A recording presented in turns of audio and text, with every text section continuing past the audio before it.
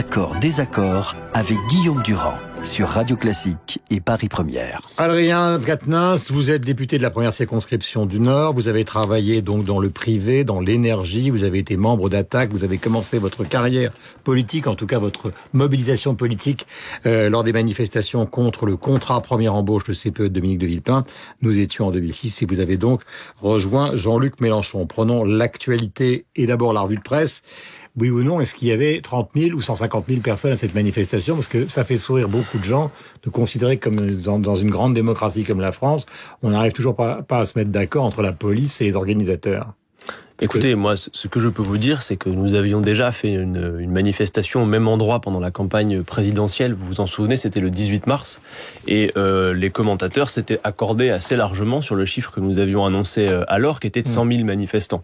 Moi, j'ai participé à la manifestation du 23. J'ai vu de mes propres yeux que nous étions plus nombreux que le 18 mars. Donc, il me semble que nous sommes plus près des 150 000 que des 30 000 annoncés. Par ailleurs, les photos... Il y a eu énormément de reportages de presse sur les comptages de la police qui disent toujours que ces contacts sont... Les photos qui ont été prises témoignent par elles-mêmes. Parce que si c'est 30 000, c'est un bide.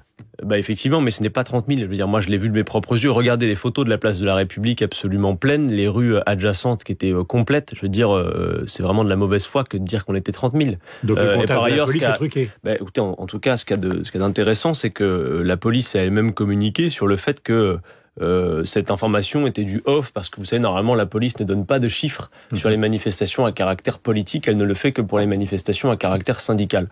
Bon, encore une fois, moi je comprends bien la nécessité de montrer que cette marche était un bide. De toute façon, quel qu'ait été le niveau de la mobilisation, ce fut un échec, forcément. Alors que pour nous, c'est une réussite. Il y a là un franchissement de seuil, mais ce n'est qu'un début. Quand les accusations ont été violentes contre le discours, justement, de Jean-Luc Mélenchon, considérant que sa comparaison avec les nazis était vraiment malvenue, vous répondriez quoi ce matin? Je réponds d'abord qu'il n'y a pas eu de comparaison avec les nazis. Remettons les choses dans leur contexte. Jean-Luc Mélenchon, dans son discours, répondait à la phrase d'Emmanuel Macron, selon laquelle la rue, ce n'est pas la démocratie. Eh bien, il s'agissait de rappeler à Emmanuel Macron que dans l'histoire de notre beau pays, la rue a souvent participé au combat démocratique. Pas dans cette affaire-là, parce qu'à part les dernières minutes de la Libération, alors que les troupes alliées étaient aux portes de Paris, les grandes manifestations de rue qui ont eu lieu à Paris, c'était 4 mois avant pour défendre le maréchal Pétain. Mais alors, vous contestez la responsabilité du peuple qui a participé à sa propre libération. Regardez les discours du général de Gaulle de 1944. Regardez ce qui s'est produit la semaine du 19 août 44, de grandes mobilisations populaires, cet appel aux Parisiens à l'insurrection. Donc, il y a bien eu l'implication. Mais c'est pas la rue qui a poussé les nazis dehors. Mais elle y a contribué incontestablement. Au dernier moment. Elle y a contribué avant même l'arrivée de l'armée rouge. Regardez ce qui s'est passé à Marseille. Ça a été un enjeu politique que le peuple se mettent à la tâche avant qu'arrivent les alliés. Ce matin que Mélenchon n'a pas eu tort sur le plan historique. Mais je considère qu'on a créé... Que tous les historiens non, pas tous les historiens, par ailleurs, je conteste ce fait. Certains historiens, effectivement, mais moi je considère qu'on a là une belle polémique qui vise à faire diversion. Si vous voulez, c'était un moyen de faire en sorte qu'on ne parle pas du succès de la marche et du contenu principal, à savoir le coup d'état social d'Emmanuel Macron, notamment sur la question des ordonnances, qui organise le désordre dans ce pays. Alors, on va revenir sur le fond qui est effectivement les ordonnances, le budget et le discours européen. Mais c'est vrai que les attaques pleuvent. Vous avez entendu la revue de presse ce matin. D'un côté, Cambadélis considère que Jean-Luc Mélenchon est une sorte de Chavez irresponsable de Saint-Germain-des-Prés. Et on attribue dans le Canard enchaîné des propos encore plus violents du chef de l'État à son égard. Vous savez, cette agitation démagogue. Cette agitation contre Jean-Luc Mélenchon est plutôt un bon thermomètre de la méfiance que nous inspirons. Pourquoi ? Parce que après les impasses du modèle libéral, il y aura la nécessité d'un recours. Et chacun voit que la France insoumise, ce n'est pas quelques fous, le couteau entre les dents, c'est des gens méthodiques qui travaillent, ça se voit. D'aucuns le disent, qu'ils voient bien que nous sommes bosseurs sur les dossiers. À l'Assemblée, nous n'avons pas démérité sur le travail parlementaire. Nous rencontrons toutes sortes de directions administratives en circonscription. Les gens voient que nous travaillons et que nous sommes sérieux. Il s'agit pour nous de montrer que ce modèle est une impasse. Que les excessifs sont au pouvoir. C'est ceux qui pensent qu'on va pouvoir pérenniser ad vitam aeternam un modèle libéral qui nous mène à l'impasse, alors que nous proposons effectivement une contre-société. Mais vous n'êtes pas des contestataires du résultat de la présidentielle, parce que c'est ça le grand argument. Au fond, Mélenchon, c'est l'éruption permanente, et Macron, c'est l'élection et des promesses qui sont tenues.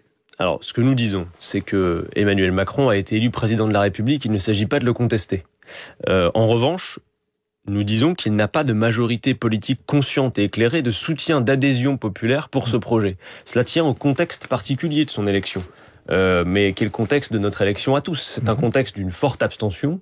Et lui, en l'occurrence, il a été élu à la faveur d'un duel avec Marine Le Pen. Par conséquent, nous disons que... C'est pour ça qu'il vous dit que vous avez été aussi... Enfin, si c'est ce registre-là, il dit que vous avez été aussi mal. Mais mettons de côté... Vous avez été tous aussi mal élus que lui. Mettons de côté la question de la présidentielle en tant que telle. Ce que nous disons, c'est que ce contexte ne permet pas à Emmanuel Macron d'agir comme s'il avait obtenu un blanc-seing populaire. Je n'ai pas vu que les Français ont voté pour qu'on casse l'ordre juridique et social de ce pays en s'attaquant au code du travail. Je n'ai pas vu qu'ils aient choisi que l'on assume une préférence pour les riches qui vise à leur redistribuer 7 milliards d'une part pendant qu'on s'attaque au portefeuille des plus modestes. Je n'ai pas vu non plus budget, hein. Je n'ai pas vu non plus qu'on ait voté pour l'application de l'antidémocratique et climaticide traité CETA qui fait que même les accords de Paris sur le climat ne seraient pas respectés. Voilà. Donc ce que nous disons Emmanuel Macron, c'est par nos mobilisations, nous devons signifier à Emmanuel Macron ce qu'ont voulu dire les bulletins de vote et ce qu'ont voulu dire les abstentions. Donc, Adrien Quatennens, on va enchaîner les manifestations, les casserolades, d'autres manifestations, essayer de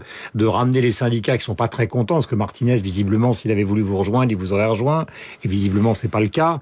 Donc, ils ont quand même l'impression que Mélenchon et les Insoumis sont en train d'essayer de récupérer, aux dépens des syndicats, finalement, l'essentiel de la colère sociale. Ce n'est pas l'objet. C'est moi qui le dis, c'est lui. Oui, non, mais nous avons rencontré notamment Monsieur Martinez. Nous allons reprendre contact parce que c'est nécessaire. Il y a un franchissement de seuil avec la mobilisation du 23, mais si nous devons venir à bout de cette ordonnance, et nous allons y parvenir, il faut faire converger tous les secteurs de la société qui se mettent en mouvement. Aujourd'hui, vous avez de multiples mobilisations sectorielles.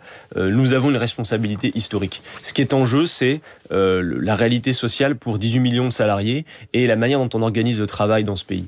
Nous pensons que ce n'est pas par la flexibilité accrue du marché du travail que nous allons avoir le retour à l'emploi, qu'il faut un plan de relance de l'activité, socialement utile, écologiquement soutenable. On peut imaginer un code du travail moderne. Nous ne sommes pas là par conservatisme, mais un code du travail qui fasse réellement la place aux salariés dans l'entreprise, alors que là, c'est l'arbitraire patronal derrière le dialogue social. Il faut que les gens qui nous écoutent entendent bien que ce qui est en jeu, ce sont les conditions de travail de millions de personnes et par ailleurs des recettes qu'on applique prétendument pour faire revenir l'emploi, mais qui n'ont jamais fait la preuve de leur efficacité. Alors l'essentiel du zapping de ce matin est entièrement sur le discours européen d'Emmanuel Macron. Je voudrais simplement qu'on réécoute Jean-Christophe Cambadélis sur RTL qui parle de Jean-Luc Mélenchon.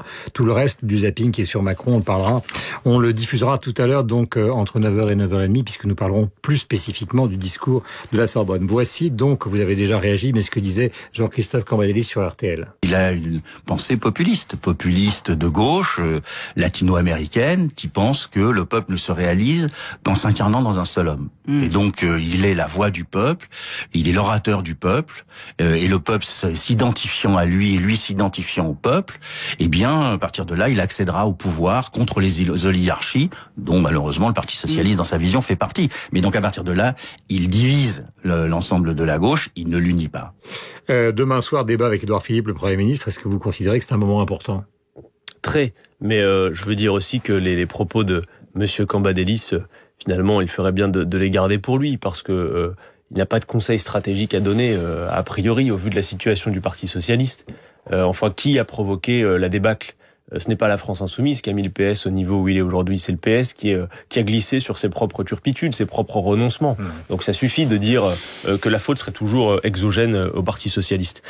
Par ailleurs, effectivement, le débat de demain est très important parce que on le voit bien, Emmanuel Macron, contrairement Édouard Philippe, donc face à Jean-Luc Mélenchon sur France 2. Contrairement au renouveau qui nous était annoncé, c'est une profonde continuité qui va plus loin. C'est un joker supplémentaire, sans doute le dernier, du système libéral, qui veut tout rafler sur son passage. Il y a en fait un débat sûrement très intéressant demain de deux visions du monde, deux sociétés qui s'opposent effectivement, le tous ensemble ou le chacun pour soi que nous propose ce gouvernement. Donc je pense que le débat va être très important dans la mesure où il va donner à voir finalement ce que peuvent être deux modèles absolument contradictoires. C'est la démocratie. Merci beaucoup Adrien Quatennens est venu ce matin, donc c'est la matinée du budget de l'Europe et effectivement du débat demain soir entre Édouard Philippe et Jean-Luc Mélenchon. Bonne journée à vous. Merci à vous aussi. Merci d'être venu ce matin sur l'antenne de Radio Classique. Nous allons poursuivre cette matinée un peu spéciale avec le discours d'hier en retrouvant donc plusieurs invités pour parler de l'Europe. Au fond, est-ce que vous êtes satisfait du discours d'Emmanuel Macron, conscient de ce discours, ou est-ce que vous considérez que ce sont des mots qui n'aboutiront strictement à rien? Nous verrons ça avec les invités tout à l'heure, juste après le rappel des principaux titres à 9h.